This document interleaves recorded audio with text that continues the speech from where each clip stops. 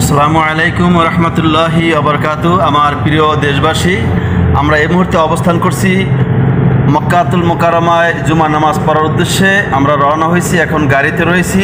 তো এই মুহূর্তে মক্কায় ঢুকতে যে আপনারা শুনেছেন যে রেহাল একটা গেট আছে, এটা থেকেই এলো মক্কা সীমানা।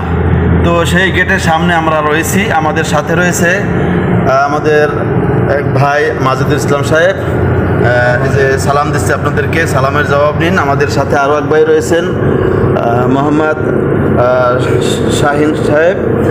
তো ভাই একটু সালাম দেন। তো আমরা এখন ক্যামেরাটা ঘুরাচ্ছি, আপনারা দেখেন এই যে সামনেই রয়েছে এই যে সেই রেহালা গেট আপনারা দেখতেছেন।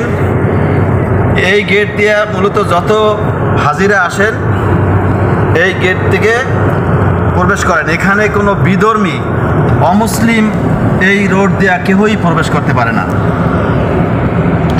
সবচেয়ে গুরুত্বপূর্ণ এই একটা বিষয়, সারা বিশ্ব থেকে যারা জেদ্দা এয়ারপোর্টে যারা বিমানে অবস্থান করেন এবং জেদ্দা এয়ারপোর্ট থেকে সরাসরি যারাই মক্কায় আসেন এই রোড দিয়েই যেতে হয়। এই রোড ছাড়া আর দ্বিতীয় কোনো রোড নেই যারা হাজিরা আসেন।